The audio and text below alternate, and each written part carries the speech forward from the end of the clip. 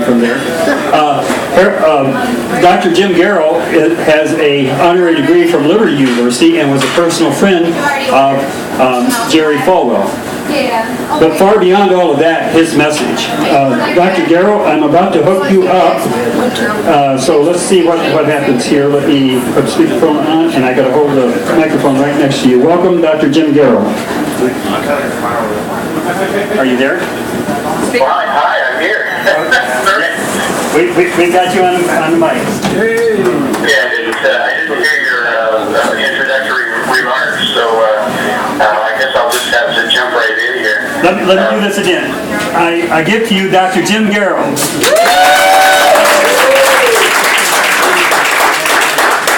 Yeah, thank you. Well, I think you have a bit of a bio on me there, so you know that I'm a foreigner, in from Scotland, and was raised in Canada, but I think you know most of the important details, and I think that what we should cover, let's start with the way God kind of entered my life as a young man. I appreciated what the previous speaker had to say by virtue of giving credit to the most important person in our lives, and that's God himself and Jesus Christ, who made all the difference in my life. And I can, speak to different events in my life where, he definitely was in control, made things happen, and made a difference. I could have gone one direction and ended up going another direction because he was there making sure that the door was open for me. So let's begin again with the notion that God allowed me to come to Canada first and then America, and to take part in the great opportunities that both countries afforded me. And in that, we have seen a deterioration of the ability of people to actually move freely within the country.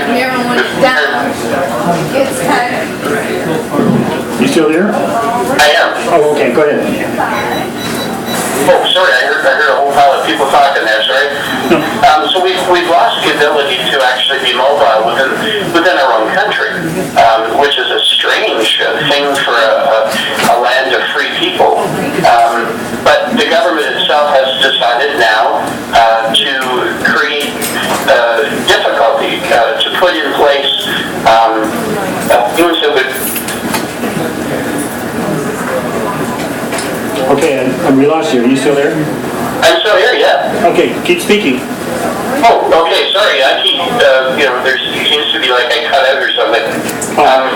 Innocent. The government needs freedom. It's changed liberty. It's changed the access that we all have to that. And of course, we don't need to sit back. And I appreciate the fact that you folks are party to the Tea Party movement, which makes a difference, which is standing firm on the principles and the foundations of the country itself, the Constitution, the Bill of Rights, and the rule of law. Of course, today we're dealing with a lawless president and a lawless group of people who have decided that self-interest is their principal interest.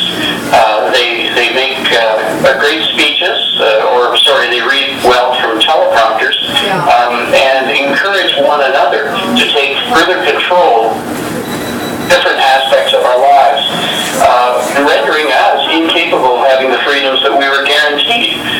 For example, we all know about the Second Amendment and the fact that the government is trying to either restrict your access to purchasing, or whether it be the firearm itself or it be the ammunition, and then being mobile with it, moving from one place to another. So the restrictions that should never have been placed on anything to do with armament are being placed. And the previous speaker was absolutely right when he said that this is all about control. It's controlling every aspect of your life. And it's about making sure that you toe the line of Marxists who are now in control of the government.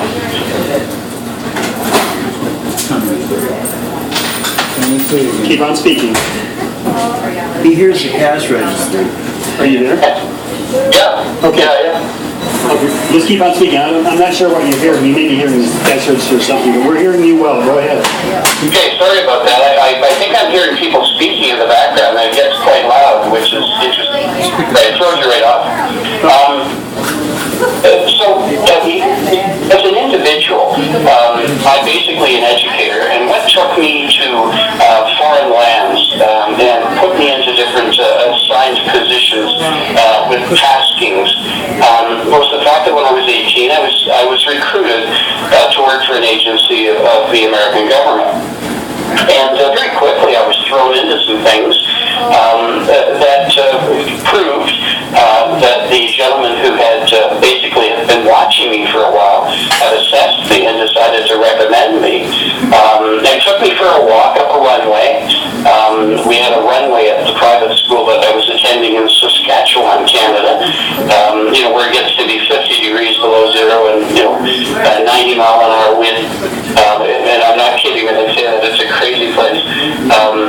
But this gentleman encouraged me to think about patriotism in a different way and to use the skills which he saw that I had and thought that I was able to be trained into being a very effective intelligence gatherer. And so, he challenged me with the thought of doing it. And then I decided it sounded pretty cool. Sure, I'll become part of this work, this agency. And I went to Minot, North Dakota, and signed up. Since then, of course, they've added different pages to the original oath that I took, and it's gotten fairly restricted. Things will go right now are things that I've had to clear with my lawyer to be sure that I was on the right side of the law and the right side of my oath. So be sure that that's part of what I've done, even before coming to this ability to speak to you tonight. So let's once again have a look at where I've come from. I'm a foreigner.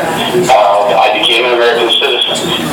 My parents allowed me to go to schools in both countries, Canada and the United States.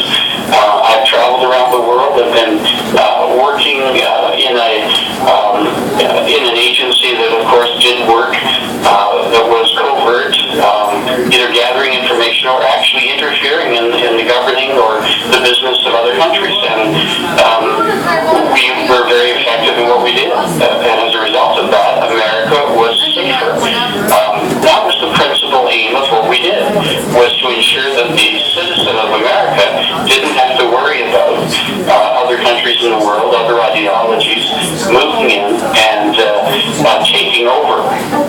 Now, who would have thought that we would see the day that we're in today, where we have a totally different ideology, one that we fought against, and is actually the antithesis of what America is all about, which has moved into the White House and is why you folks are part of the Tea Party, which I'm proud to say that, I'm just happy that I can talk to you even. But that's where we're at. That's where we've come. All of us have been brought by God to different things in our lives, families, faith, position, and we've been challenged to grow as individuals.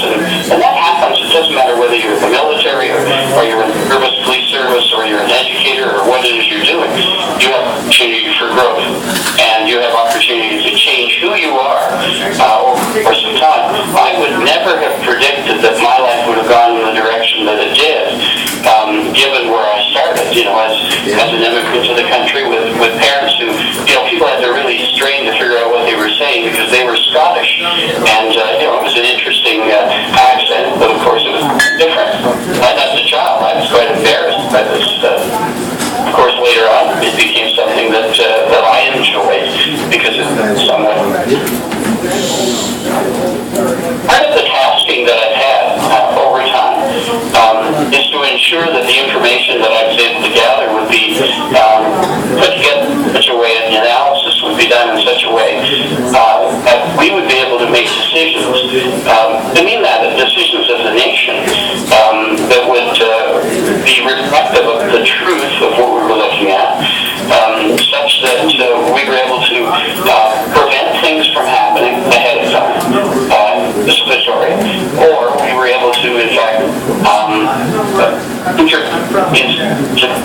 country. So we've had these opportunities. And Dennis, once again, I've got these crazy people coming in on this. Are you hearing any of that? Yeah, we're hearing you really well. I'm not sure where that sound is coming from. We have silence here. Maybe it's some interference by the NSA. I'm not sure. Yeah, as I'm talking to you, I'm hearing these sentences coming back to me very clearly, as if I'm on a phone call with someone else and they're talking away to me. So it's throwing me right off. Let me take you off of the speaker. Let's see. Okay, now see if that works better for you. Well, I have to put you on speaker in order to get you through the mic, so go ahead again. Okay, yeah, go ahead, do whatever you have to do. We're hearing you very well. We're very interested in some of the things that you have, some of the controversial issues that I have been put on the defensive, and I'm glad to be there. But go ahead as you would choose. But we would like to hear some of the things that you have in your bio, and just continue. Okay, shall do. Let's think about the bio then. Okay, I just pull it up here. Make sure that we're going to talk about the same things. Okay. Part of what I had to do, and we'll go right into that then, is the country of Canada was developing a very socialistic bent, and they had elected a man who was in fact a communist as the Prime Minister of Canada. His name was Pierre Elliott Trudeau. And back at that time, we had the opposition was not doing that well in terms of being able to present something that the Canadian populace would in fact vote in. Now keep in mind that if America suddenly had a communistic nation, if Canada turned communist, that would be right on our northern border, and we would have lost a pretty solid ally that would be bowing to an ideology that we had just gone through a Cold War in opposition to, and of course we were having major armed forces build up around the world because of Russia and the USSR. So to have that happening on our northern border was something that our government was willing to do whatever they had to stop. And so, there were a few of us in Canada who we were tasked with helping to organize political change in the country so that there would be a good right-wing alternative to the Liberal Party at that time.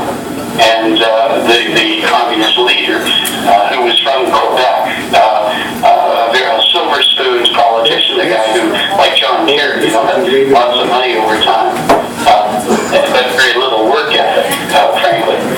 This man was an intellectual. So what we had to do is craft another party, and so we changed the Conservative Party of that day into something that was we called the Reform Party. And they don't know this in Canada, but you may as well find out from me here first. The first few $1 million of that was funding the Reform Party in the start with President Manning was coming from our government, and we paid for the start of that political party in the country of Canada. And now, of course, the strategist way back was a gentleman named Stephen Harper. He was the one who wrote the policy papers at the very beginning, and he's now the Prime Minister under the Conservative Party of Canada banner. But we worked with them to make sure that change happened in Canada, and I was an advisor to the whole group, and I was an educator as well at the time. And that's been my principal background, has been as an educator, but a political activist as well. All the way back to when I just been recruited. In fact, I just looked at the date and I've given you the wrong age. I was actually recruited when I was 17, not 18, to work for the government. And in that, my very first assignment had to do with political activism in Toronto, and that going after a group that had been taken over by, now listen to the group, this will sound very familiar to everyone. It was called Pollution Probe, and it was one of the first environmentally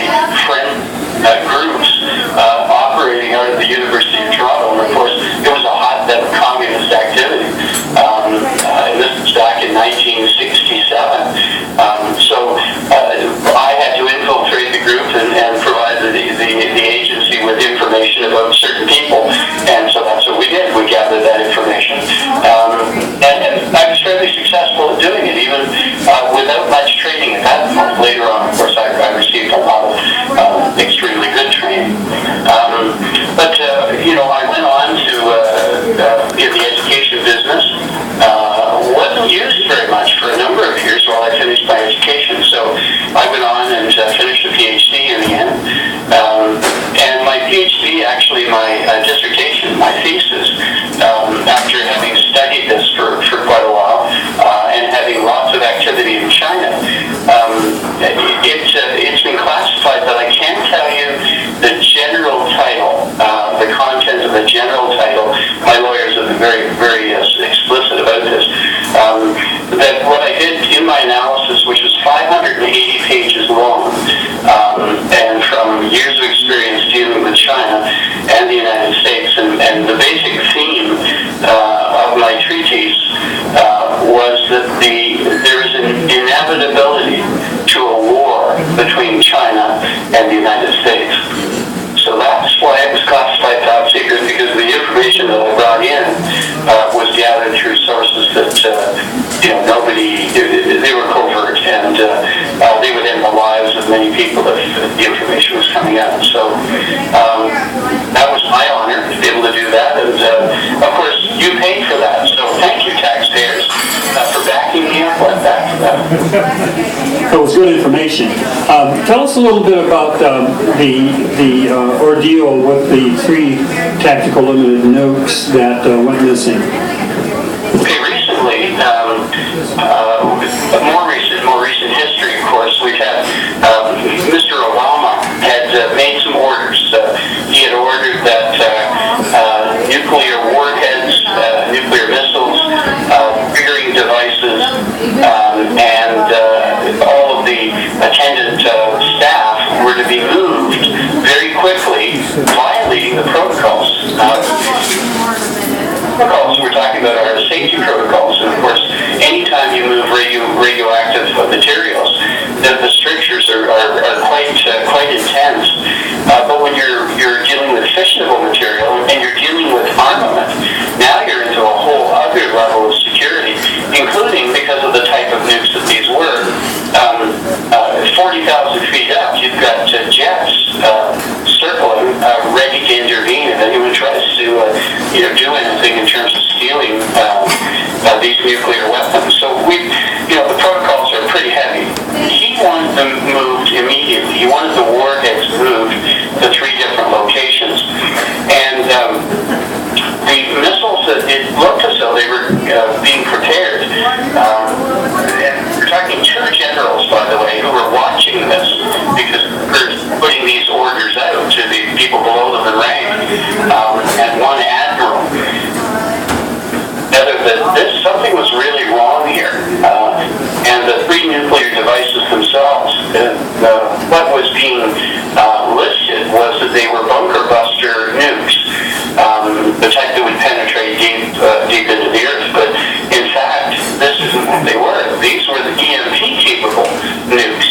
And they were being, the collars that were being ordered for the weapons themselves, the attaching the actual nuclear device to the rocket itself, these were 800-mile range. Tell us what EMP means for the folks. Electromagnetic pulse.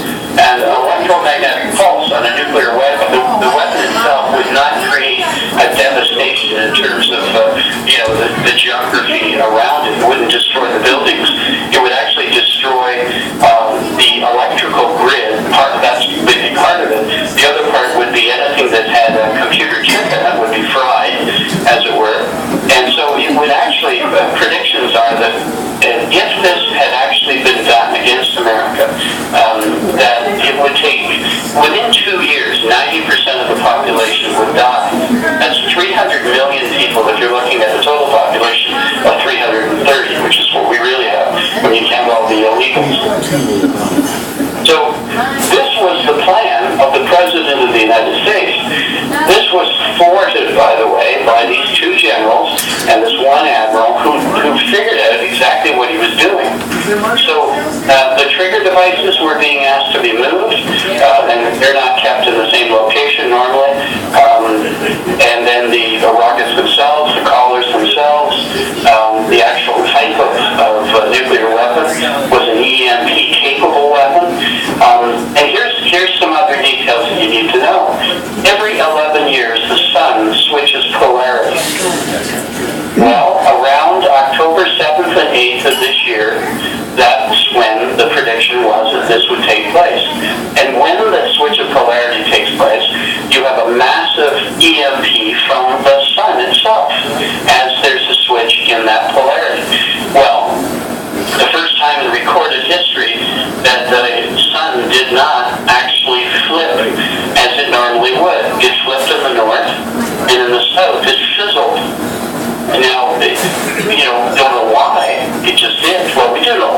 believe in God.